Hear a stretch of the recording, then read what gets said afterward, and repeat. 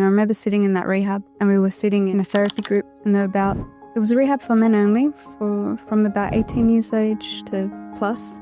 So the average age was someone in their 30s, but you had people from 18 up until in their mid-70s. I remember there were about 30 people or so in this room. They were sitting in concentric circles. They were just opening up and sharing because it was group therapy. And the level of vulnerability and honesty and rawness that I saw in that room was so moving. It was the first time in my life I'd seen so many men from 18 to 75 with no masks, just completely open, raw, vulnerable, crying, supporting each other. And my heart was on fire. I'm like, this is truth. This is real. This is humanity, and I want to do this until I die.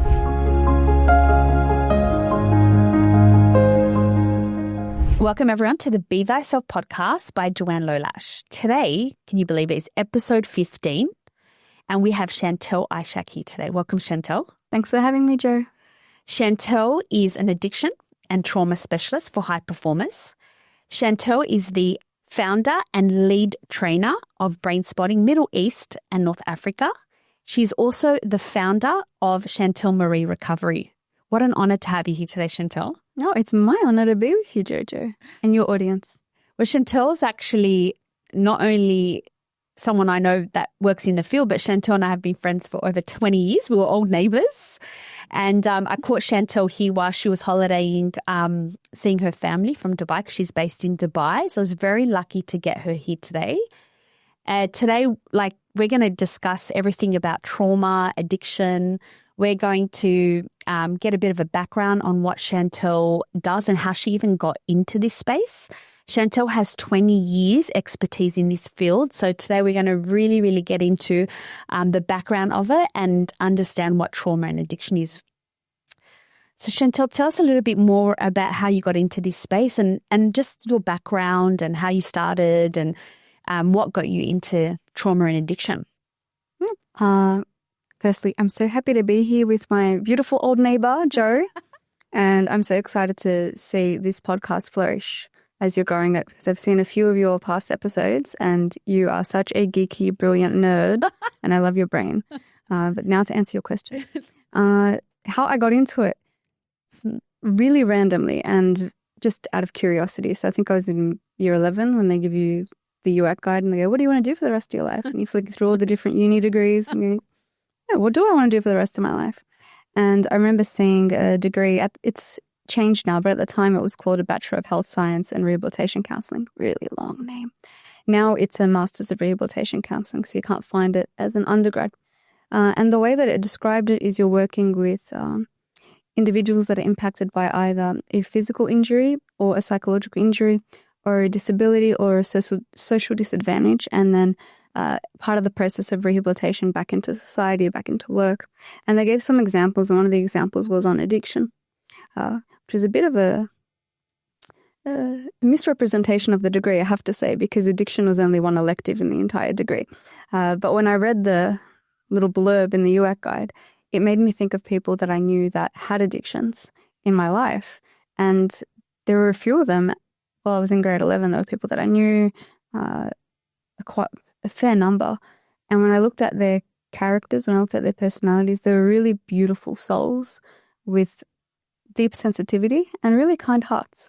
And I was curious why they weren't getting help, if there was any help, and if I could learn about it and if I would be able to help them. So it wasn't a burning passion. It was just a slight curiosity. So it's like close to your heart almost. Yeah, well, it became closer after I started doing my university placements, where you then have to start doing your, work experience or get your hours in the field while you're still studying. And I remember across 4 years, you had to do 1,000 hours placement, and they were all in different fields of rehabilitation, be it physical injury, psychological injury, etc., homelessness.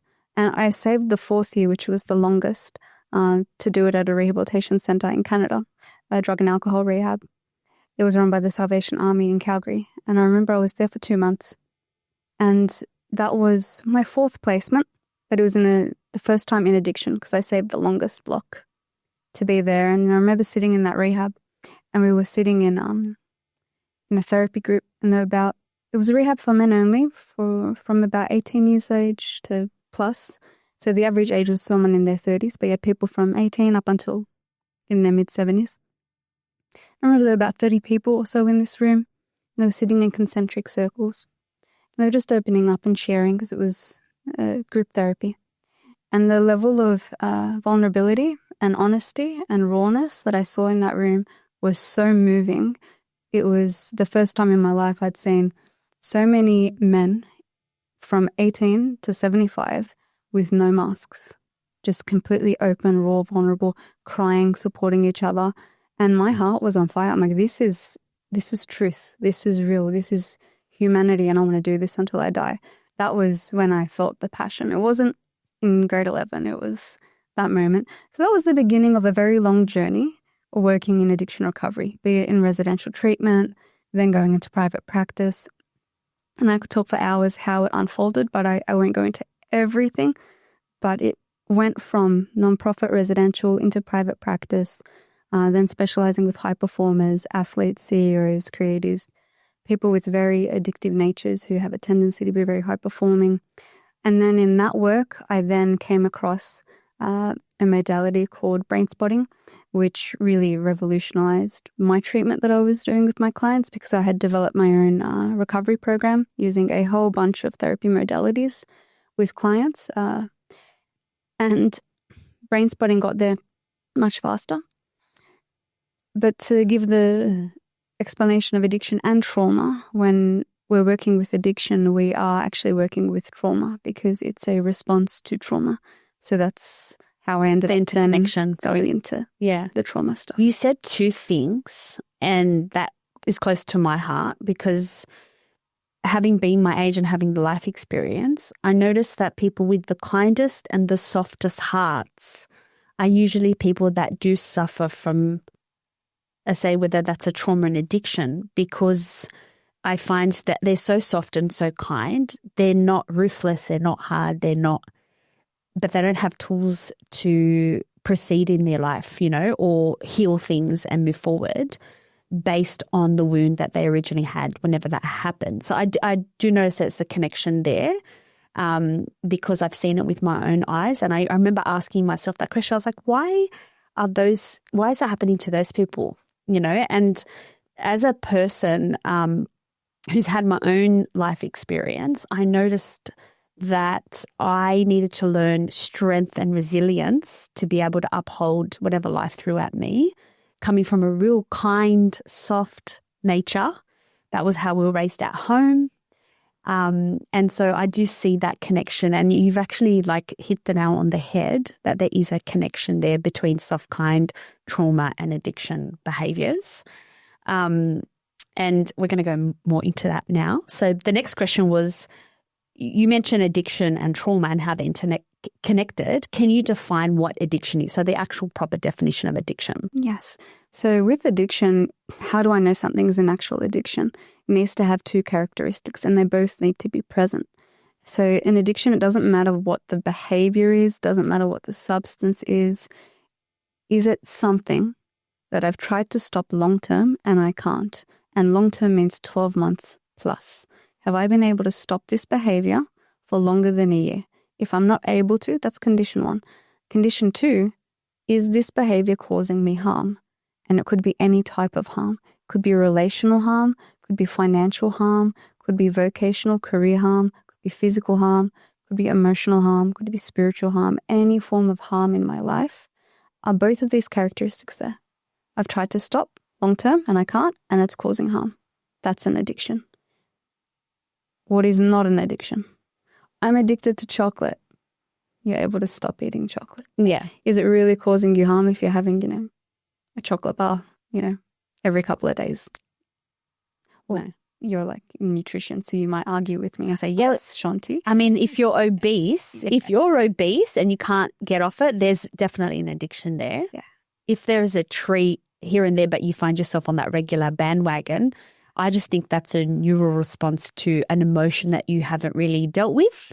And so you treat it in that way. I'm going to have this soothing chocolate because that's going to make me feel better. Oh, yeah, it feels so soothing, but it's not causing harm. It's not an addiction. It's not harm's not there. Yeah. But as you said, if someone's obese or if someone has diabetes or if somebody has they may actually have a food addiction. So I've seen people that have passed away because of food addictions. Yeah. It's a genuine thing. Gluttony. And you can't stop. There's no stop button. Yeah. So that's when it's like, okay, that is an addiction because it's causing harm. So really important these two characteristics are there. For example, I can't stop breathing. I need to breathe. Yeah. But is breathing causing me harm? No. So that characteristic's not there, hence it's not an addiction. So really easy to actually define an addiction based on those two characteristics. Okay, so that's the definition of addiction. And what I gauge from that as well is just like a symptom of addictive behavior to something that is, which is the next topic. Please define for us what trauma is. Oh, now this is going to be a bit of an elongated explanation. So with trauma, the mini version that won't make sense, but then I will expand on it, is trauma is simply unprocessed information in your system. Now, we have something within us called a window of tolerance. And I like to give the analogy of visual. It's not exactly what's happening in the brain, but it's a good visual to understand it of, say, a cup. And this is my capacity for certain emotions. And in real time, we're having information come into our system, which is forming memories. And these memories that are forming in that real-time moment will have a meaning and a feeling connected to them. If the feeling in this real-time moment is within my cup, it's within my window of tolerance, my brain will process this information. It will date stamp it, this happened at this time, and it will file it away into your long-term memory, and it's now been fully processed. So it's like having a bite from a sandwich. You chew it into digestible pieces, you swallow it, it gets absorbed. The nutrients get absorbed, it gets digested. But if, say, a real-time memory happens and the feeling is larger than my window of tolerance, it exceeds my capacity, it floods me, this water in this cup goes everywhere. The feeling's much bigger than my capacity. The brain will not process this memory. It will not date stamp it and file it away in long-term memory. It won't do that because the brain's job is to keep me alive. And when it perceives that an emotion has flooded me, it will perceive that as threat. It will say, Shanti is in danger, and it will move this entire memory into a region, let's just call it the waiting room. Technically, it's called a trauma capsule because this is what trauma actually is. It's unprocessed information. It's going to move this entire undigested memory into this region, and then it's going to put me into a survival state, something we call either hyperarousal or hypoarousal, which we don't need to go into, but to get to the definition of trauma, undigested information. Unprocessed information. So if I go back to the sandwich example, if I have a bite of a sandwich and I don't chew it, it's too big, it's going to get stuck in my esophagus, or it's not going to get digested. It's going to clog me up. So it's... And that trauma that you said that's overflowing, it's everywhere in your body, you could be walking around with that for your whole life. And not know about it. But your reaction to things based on the trauma are a reaction to the original trauma that you had, which really happened, like it actually happened, right?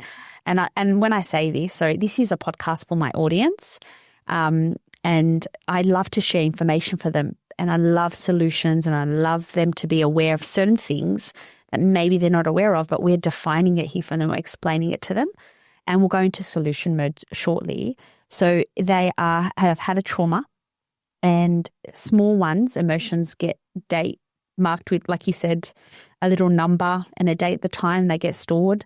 But a trauma is an overflowing emotion that is exceeded. There's, it's overflowing. It's constant. It's over. What was the word you used? It's gone into the waiting room that doesn't understand time.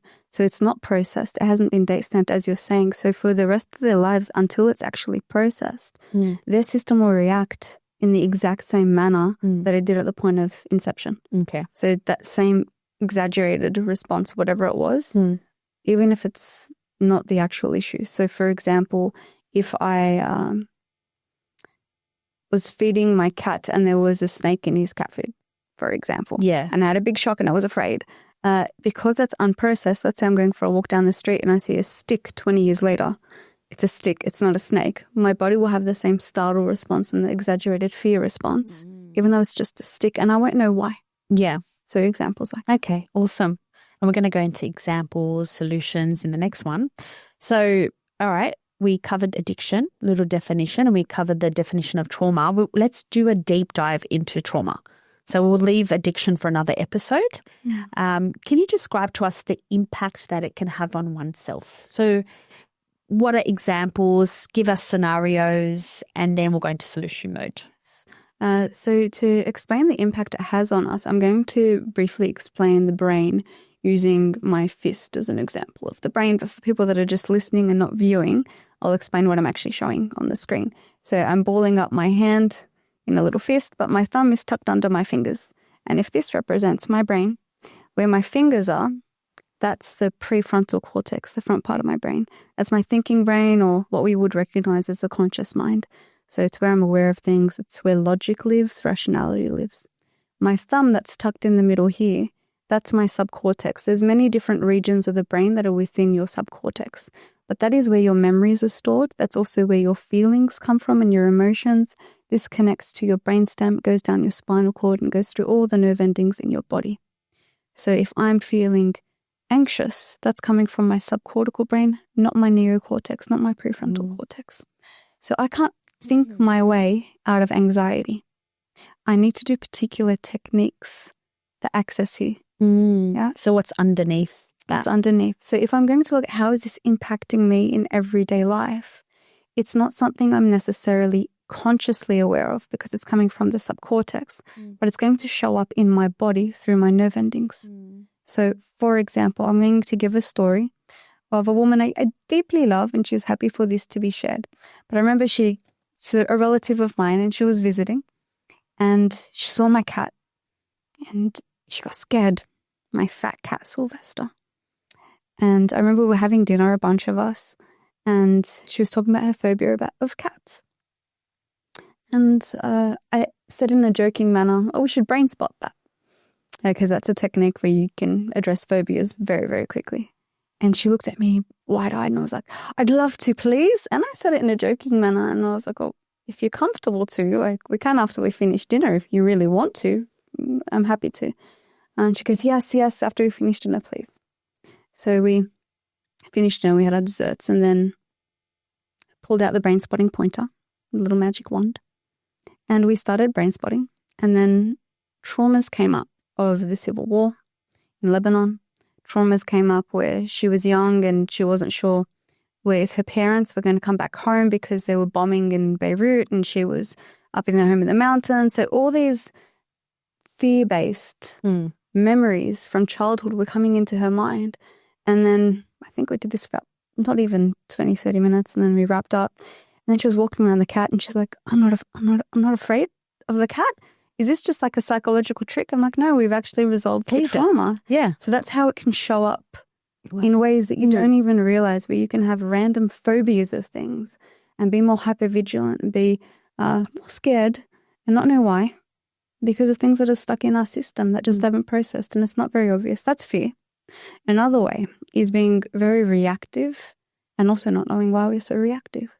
So why am I in Arabic? Why am I losing my shizzle so quickly? I don't feel that I'm within my window of tolerance. And reason being, when we have so many traumas that have not been processed, they take up space within a person's system. So there's less room for real-time material to actually process. I don't know if this will make sense, without popping out and putting somebody into either hyper-arousal or hypo-arousal. So there's less room. The window of tolerance has actually shrunk. And so that is where somebody's more highly irritable. An easy way to measure it is I give an example of having a bruise. So if I tapped my hand where there's no bruise, it will feel like a tap. If I tap my hand and where there's a bruise, it's going to hurt a lot more, even though it's the same level of pressure.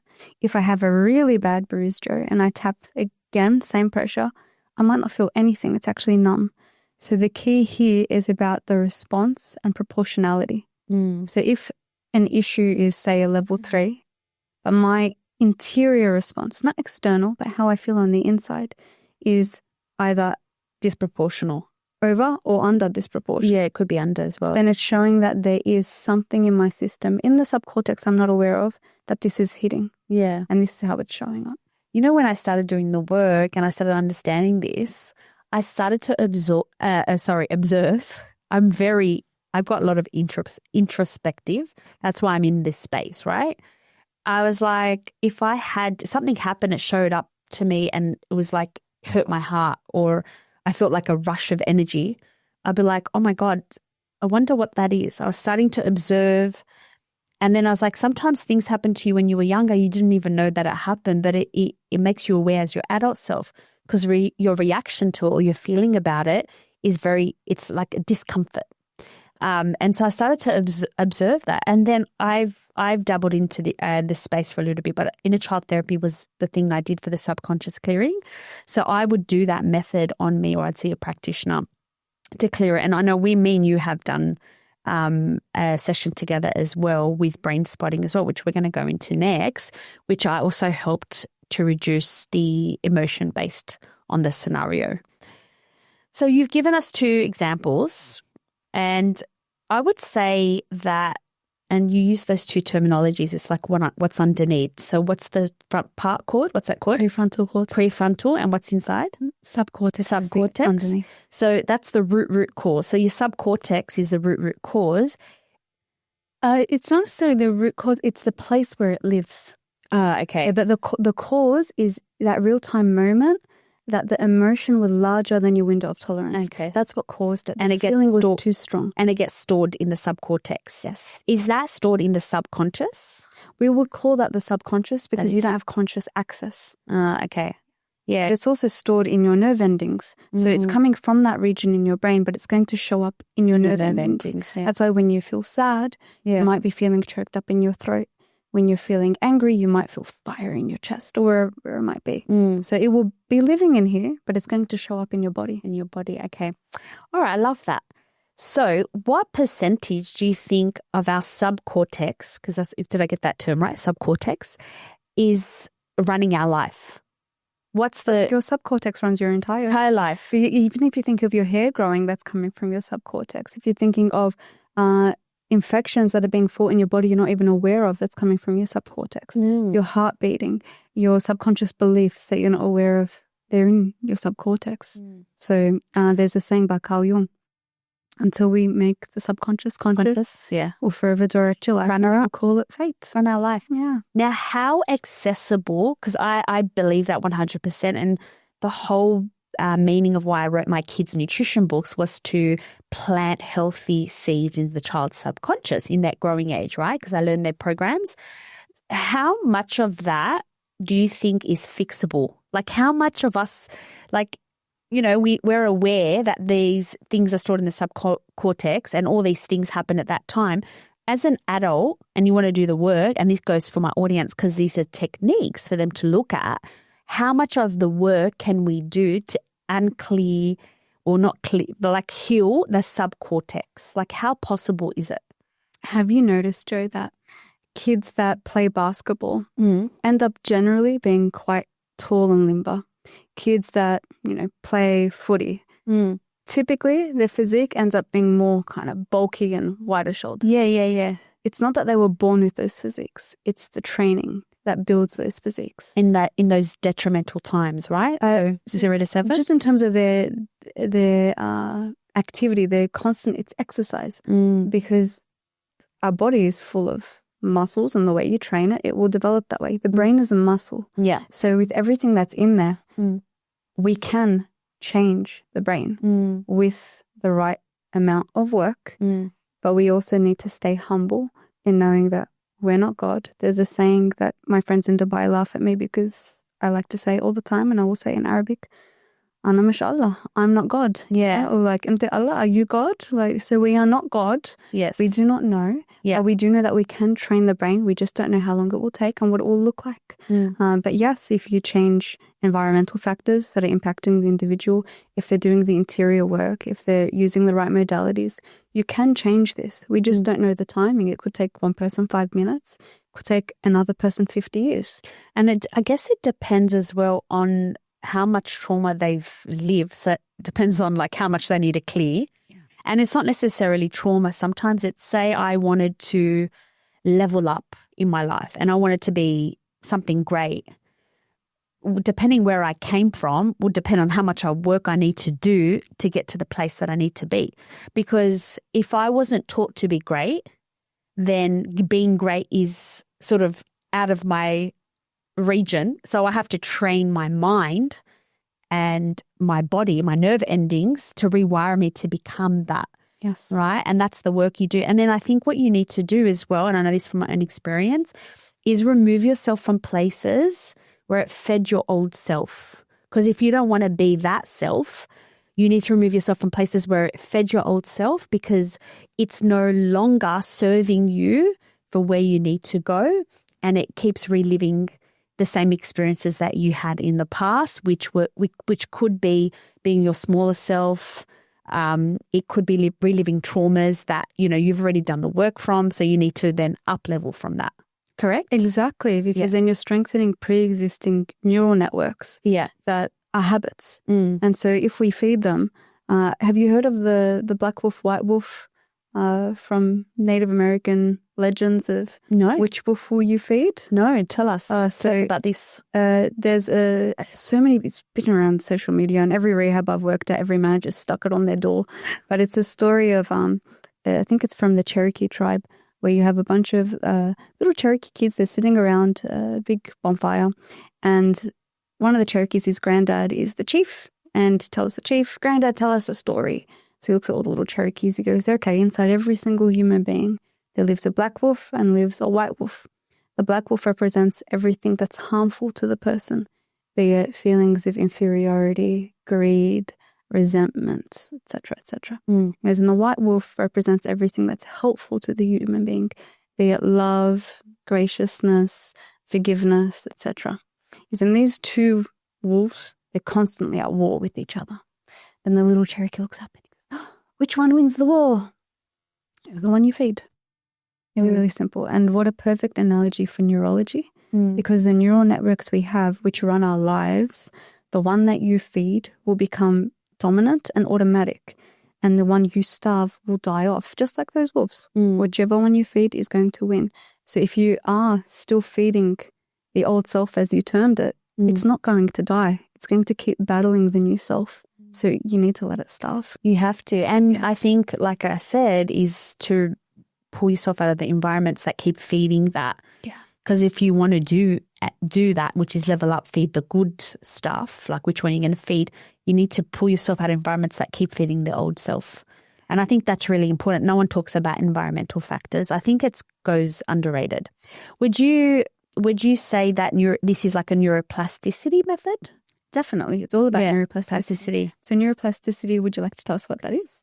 No, you can tell us what it is. I know what it is, but give us the definition. It's the ability to reform and reshape the brain. So just like you have Play-Doh, and you can change it, we can change the brain. So it used to be thought that the brain is not plastic, that you can't actually, not the literal plastic, but plasticity means changeable.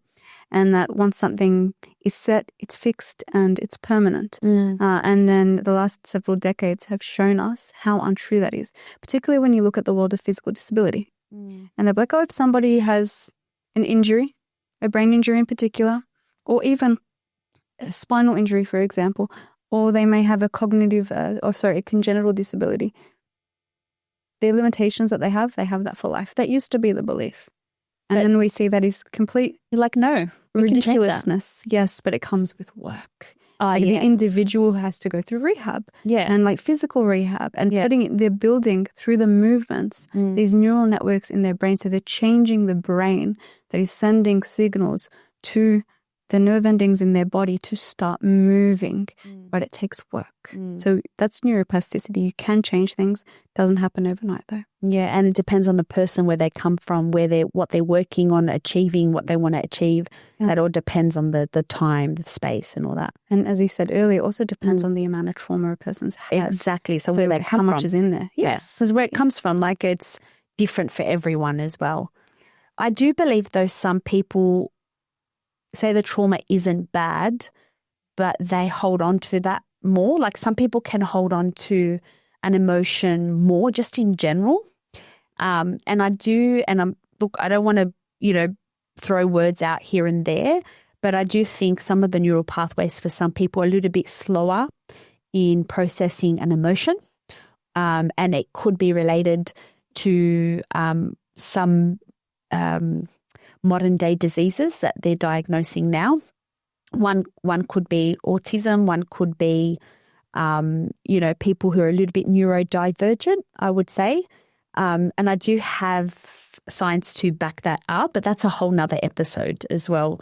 And we'll touch on that with someone else. Someone else can go into detail with that one. But what you're saying is very true. So when a person is neurodivergent, which is autism, which is ADHD, which is dyslexia, we have different brains. I'm lucky enough to have two of them. And our brains are different. And it does mean that our window of tolerance is smaller.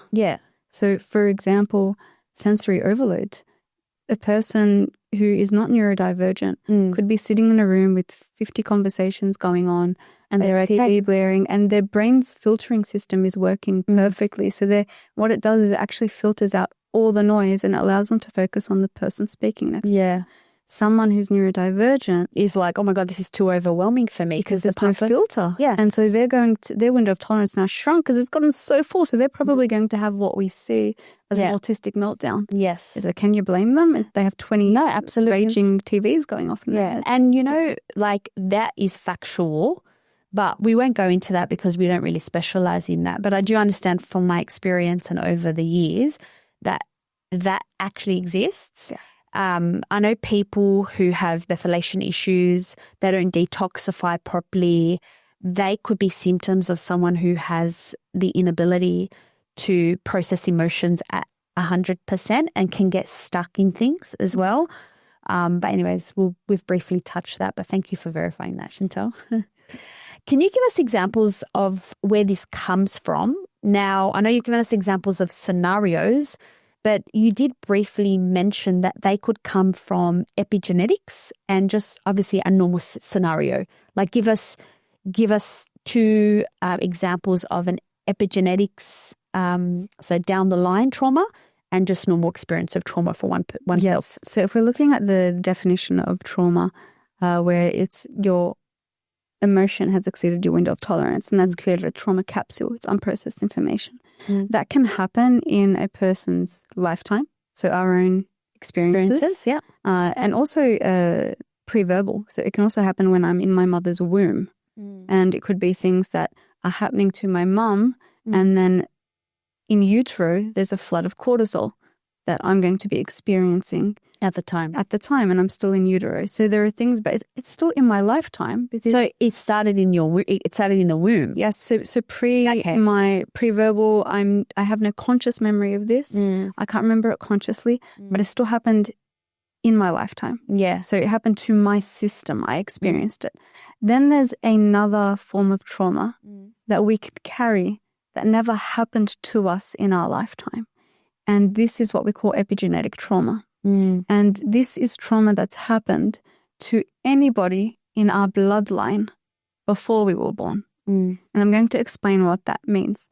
So with epigenes, they are a strand that wrap around our DNA, and they hold information of whatever's happened in our life.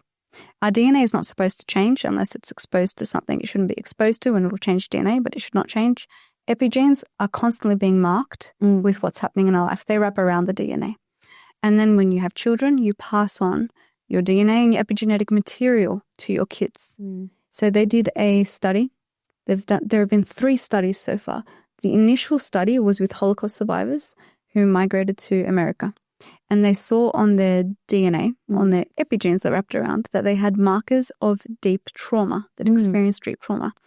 And then the individuals that went through this study, they fell in love, had babies, and then the babies grew up to be adults, and they took the markers of the children who are now adults, and they had identical trauma markers as their parents, as though they had gone through extreme trauma, but they never had. And it keeps going, Joe. These people then had their own babies, and they carried grandkids. And then they tested again the grandchildren. But was it less? No, it was exactly the same. The same level. Yep. And they did this for 5 generations. This is what it's gotten up to now, but they could keep going. So there is no limit to this. What does this indicate? it indicates that trauma healing wasn't done. From the original or time. Anywhere in those 5 generations, because once you heal trauma, that also gets marked in your DNA. Now, this study was replicated with another population in Europe that had gone through a genocide, and I think they traced it for a couple of generations because it wasn't as far back. Same thing. And then the most recent study came out early last year for a population in Syria that had gone through a genocide in a village somewhere and they in the early 90s, and they were able to trace it for 3 generations. I feel so old, early 90s, 3 generations. I'm thinking about my age when we're talking about genocides, talk about Babe, don't even get started. And you start to get a bit desensitized. Yeah. But that's how you see. Wow, it gets carried on. And you're saying the same level. Like I had a theory or believed that the trauma was there, but what it did, it just got less and less with every generation because I had different experiences. And they were healing parts of it. Yeah. So healing is also passed on, and wisdom is passed on your epigenes, not just trauma. Okay. So if you felt it was lessening, it means that each individual was healing and they were healing their bloodline. You're passing on healing. When you see it's not actually changing, there's no healing being done. Yeah. So an example of epigenetic information is if a baby, for example, sees a snake, it immediately knows to be wary of the snake because wisdom comes from our ancestors that it might be dangerous. Yeah, because they knew back then and they lived in that time. And it's passed on. Yeah. Here's a trippy example. Have you noticed with your nieces or nephews, really cute ones like my cute nieces, they're so much better at tech than we are. So you give them a phone and a 6-month-old can unlock it and stop playing. But that's why I'm saying it's got to be less because they're living in a different time now. So we weren't tech savvy, they tech savvy. Well, their parents, which is our generation, we were the first ones exposed to the internet, right? And mobile phones. Yeah. It was introduced to us while we were young, while we weren't teenagers and we were early, whatever it was. And we started to learn it. We're like, oh, this is how you use it. You started. That information is now getting marked in your epigenes. So then when you fall pregnant and you have a child, that's already marked for them. Yes. They already have that information. Exasperated, right? Yeah. Yeah. So we stand on the giants that come before us, basically. Yeah. They have this information already in their system from their parents. I get that. But then also the environment that they live in also gets them to become more savvy because it keeps feeding the original planted seed when it comes to that. Yeah. Yeah, that's amazing. I have the same brain as you, Chantale. I think I look at things and I'm like, it's because of this. You know, I've had scenarios where someone's told me something about them having a fear around a time when I gave this example in my last podcast. A colleague of mine that I met through a banner of work said to me that they had a fear around the time of end of financial year that they would just stuff up work, like they just wouldn't do good at it or whatever because of the rush, the anxiety. And I said, well, if you did stuff it up or whatever, it's like I would lose my job. And I go, and if you lost your job, like what does that mean? He goes, oh, my girlfriend would leave me. And then I was like, your girlfriend would leave you? I was like, where in your life did you see that happen? Because that's a belief that he carried originally. And when we got down to it, mind you, I met this guy for 5 minutes. God, I became his like little mini therapist. But I was like, I analyzed, I really got to the root cause. When he was young, they lived in England and his parents lived on land. They have horses. They were really wealthy, like very, very comfortable. But then the dad lost a lot of money. And then all he remembered was his mum left his dad, right? So he had a belief and it's in his nervous system and in the wiring of his body that if he actually lost his job, his girlfriend would leave him because he actually saw that, he believed that all his life. He had seen that. And that was the trauma that he experienced. And that's one example. That's my example, but Chantale, it's a perfect example. Yeah. Yeah. So you co-live and experiences that you've seen or that you've actually not even seen, but maybe your parents told you the story about something in the time that you were 0 to 7, right? And that became your subconscious, which is your subcortex. So you could walk around your whole life believing that whole scenario, right? Because it happened to them. And it could also be your great-grandfather's core beliefs that could be in your system you're not aware of. Yeah. I did work on that. Like I did work on generational beliefs because what we discussed before, what I'm trying to achieve in my life, I had to do a lot of work to clear because it wasn't aligned to what my beliefs originally were, but it does exist in my spirit. Yeah. So that it existed in my ancestors' spirit, but the time there was no resources, they didn't have the same ability to do it, whereas I've had to do the work clearing to be able to get to the point where I can achieve what I want to achieve, but I have to get rid of some beliefs. Yeah, that are in your epigenes and you're healing them. And this even crosses over biblically, where it says you inherit the sins of the father. Yeah. What is it talking about? Epigenetic information. Yeah. So it's in the Bible. Yeah. Generational curses. Is that similar? Is that the same concept? Not even necessarily curses. It's just what untruths are in our systems. You know, what's something that's not true? It's like, okay, if you lose something, then you're going to lose. People that love you will leave you. Yeah. For example, that's not a truth. That was a horrible experience, but it's not a truth. It's actually truth. Yes, but that's stuck in a person's system. But it's truth to him because it did happen, though. It existed. Like the time it happened. It's like to that person, but it's not if this happens, then this it's is always going to happen. Exactly. Yeah. Yeah. But it happened to him in that moment. And then it so became stuck on an ultimate. Yeah. So not a one-off. So it's, for example, it's like a mum left. That means that everyone will leave. And women, like I think he's created a women will leave if you lose your job, you have. Like she doesn't represent women. That's where one instant has now become an extreme. It's like this is the ultimate. This means that this will always happen. There's a better word for it. It's just evading me at the moment. It's like if I'm wearing heels and I trip and then I go, oh no, every time I wear heels, I'm going to trip. I can't wear heels anymore. Yeah. So it's now this is now an ultimate meeting. No, just that one time I wore heels and I tripped that one time. Yeah. And the clearing for that, so he created the meaning and belief. It's in his nervous system. It could also be the belief he created around the story. So it could also not be the total truth. It could be the story and the narrative that he made around it. Perception-based. It's always perception. Yes. Yeah. Wow. So it's so technical, but I think our brains are wired the same, Chantale. I need to be in this space. I haven't honed in exactly what I want to do as a modality, but I understand all the concepts. Brain spotting, to be honest, which we're going to talk about next, I find is something that I haven't really honed in on, and that's why I wanted you to come on the episode today, because I wanted to share that modality and how that can benefit someone if they're going through trauma or clearing trauma. All right, so that was an epigenetic scenario, and then we just said normal. Where does it come from? I think I gave one example. Can you give us just one more example of normal trauma that's not epigenetics? Yeah, sure. I'll give you one of mine. Yeah, do it. So please. I remember when I started, similar to you, I'm very observant. Yeah. I think it's the autism that comes out in me. Babe, I think it's neurodivergent. I honestly think I've been undiagnosed, but anyway, yeah. Yeah, I told you that last time I saw you. Yes, you're like, Joanna, you're neurodivergent. I don't know how to say this. But have you been diagnosed anyway? Yeah, that I see patterns. And I remember when I started working in residential rehab, and a pattern I saw, firstly, I saw that I had a highly addictive nature that I'd never recognized before until I started working in a rehab. And it was like, I should be sitting here. But my addictions are like video games and yours happens to be ice, you know. But no, they're just different addictions. Exactly. But the processes are exactly the same and the mechanisms are exactly the same, but the substance or the behavior is different. And then I started recognizing, firstly, that I identified and I was like, oh, I have a very addictive nature.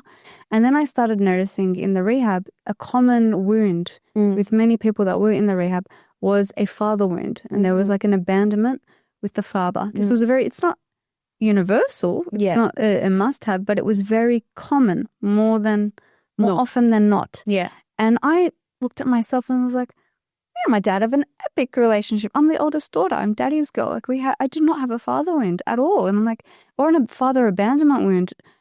I don't have that. And I was curious. And then I remember my mum telling me something randomly. She's like, yeah, you nearly died when you were young. I said, what do you mean? And she goes, yeah, you stopped eating. We took you to every single doctor. You wouldn't eat. You just lost the will to live. Basically, you refused to eat for about 6 months. I go, wow, what happened? And she goes, well, we left Lebanon. Dad was still fighting in the war. You know, we came to Australia, you and I, and he joined us 6 months later.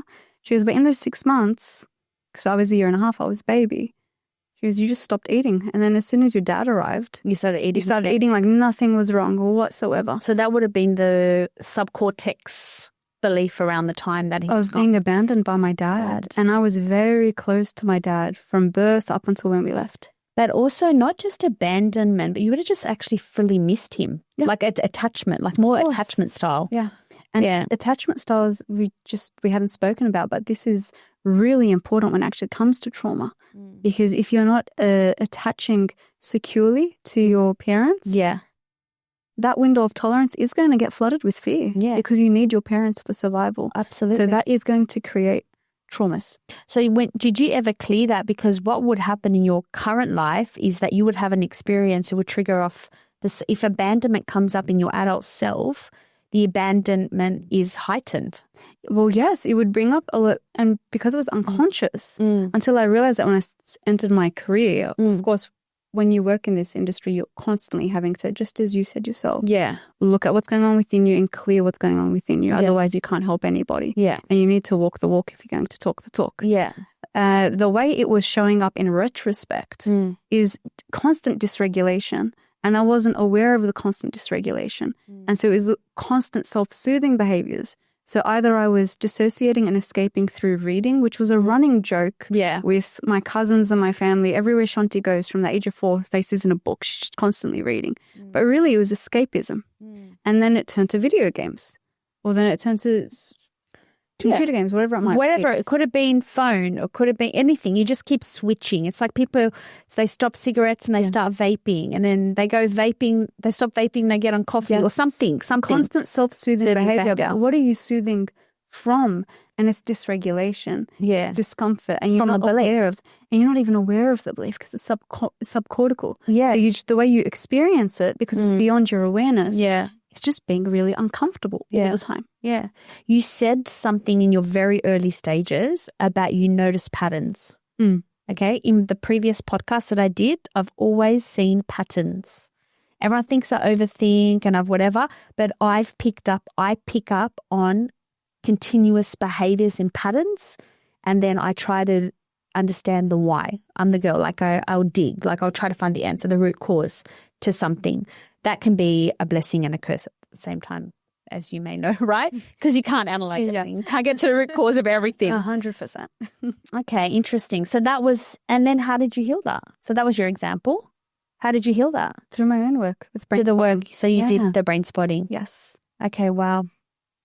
Well, awareness is everything, Shanti. Yeah. And that's the first place to look at when you're deciding to do the work, right? Because if you don't know what it is, then you can't actually do the work. Yeah.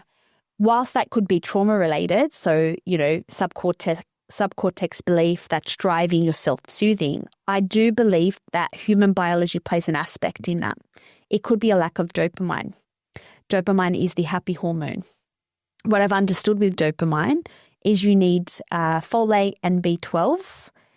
Originally, you need tyrosine and you need methylated Bs to create dopamine. If you don't have the dopamine, you can see yourself in OCD or even any kind of addiction because you constantly need the happy hormone feeling and you're not getting the happy hormone because you lack it in your human biology makeup.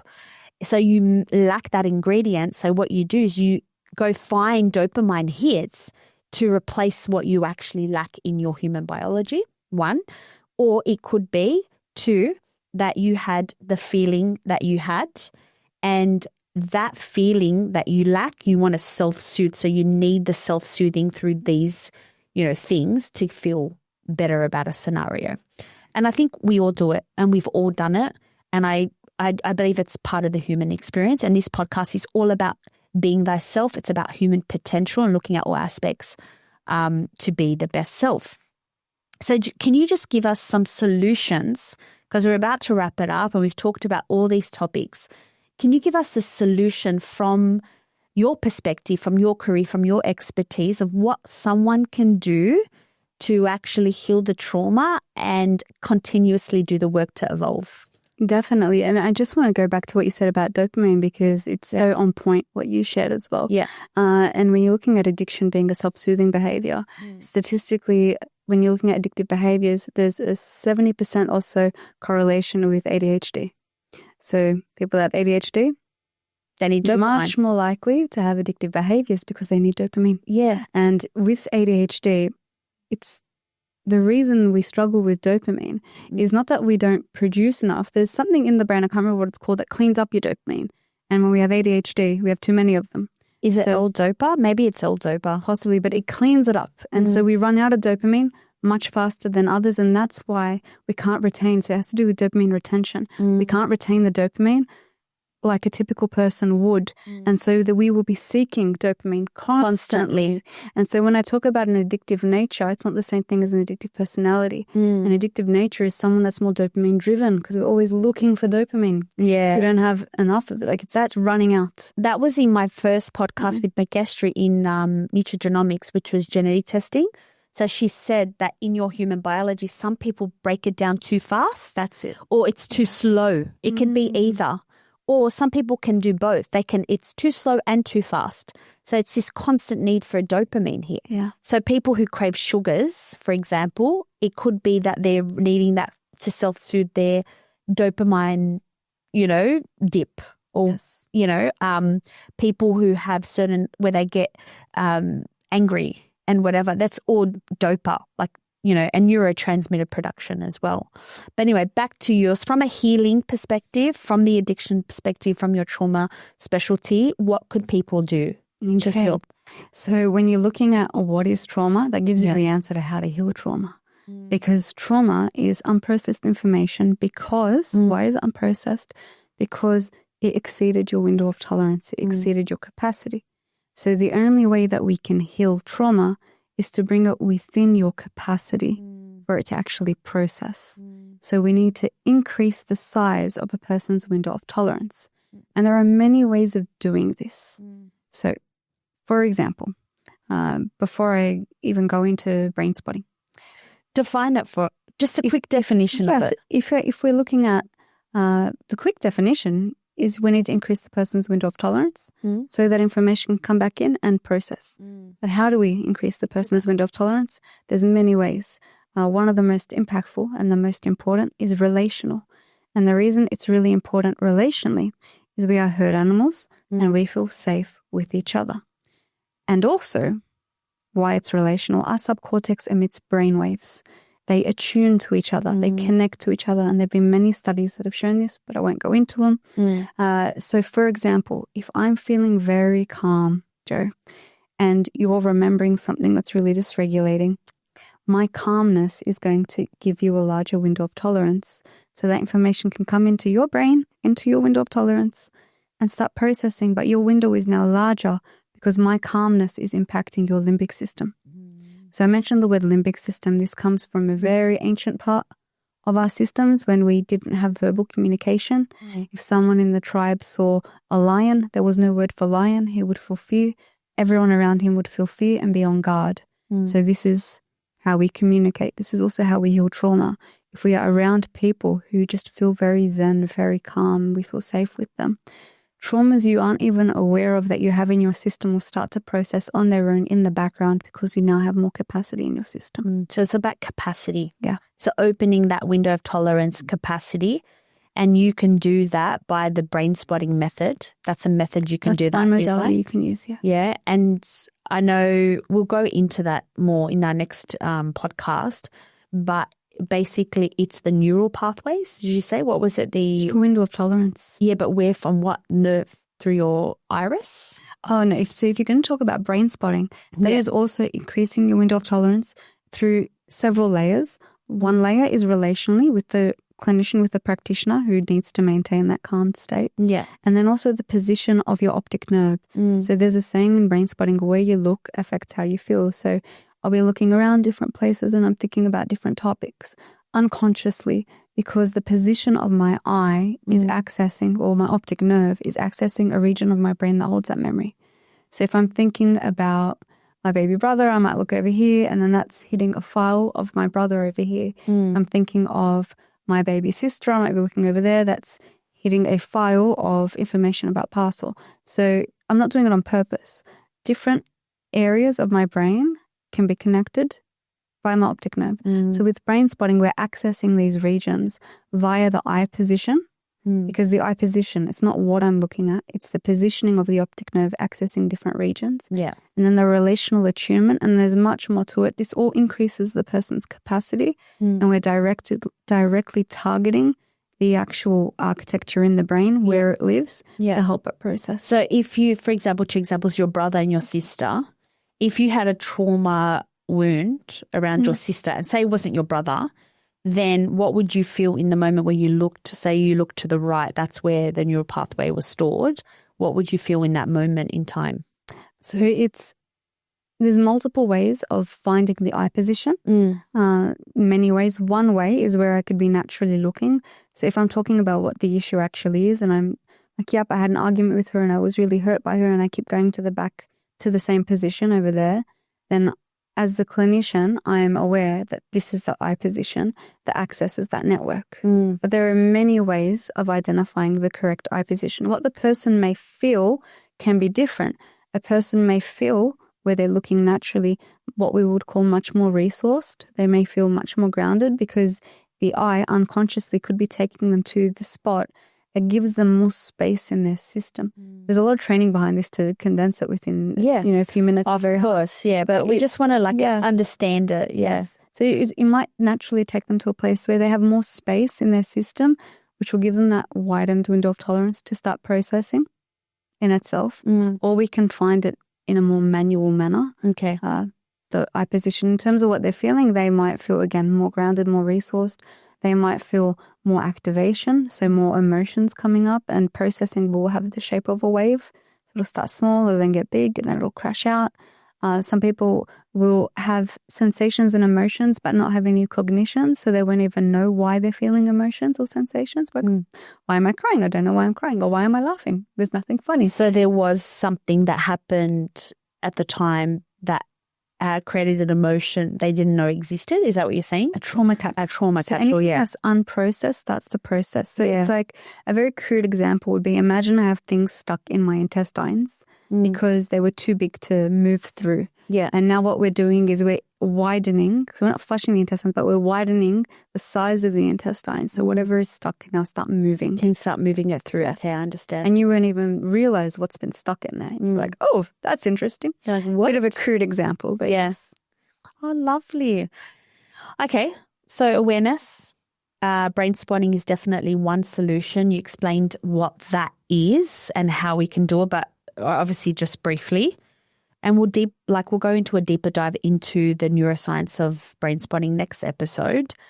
But just to wrap it up, Shanti, because we've had an amazing conversation. I don't know if it's been an hour, but we're almost there. This podcast is all about being thyself, right? And I've done this to give people tools and resources to help them understand if they're experiencing some of these symptoms, where it comes from, what it is, what they can do. So if you were to give the audience an example of what they could do to be thyself when it comes to trauma and addiction, which we covered briefly, what would that be? Whether that's a paragraph, a dot points, 3 words, a sentence, what would that be? Well, to be thyself, you need to be within your window of tolerance. And when trauma capsules are being hit, you're not yourself. So to heal trauma, first be aware. We can't do anything if we have no awareness. So be aware, am I having disproportionate reactions to things? Am I not feeling myself? Then seek assistance. Yeah. And when you're dealing with trauma, talk therapy will not access trauma. That deals with your prefrontal cortex. You need to go to a body-brain-based modality. Brain spotting is one of them. EMDR is one of them. Somatic experiencing is one of them. Brain spotting is clearly my favorite. It is the most up-to-date. It is brilliant.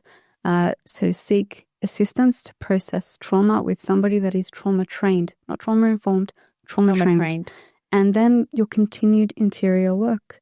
You get a car fixed at a garage, but you keep taking it in for checkups. So you don't stop working on yourself.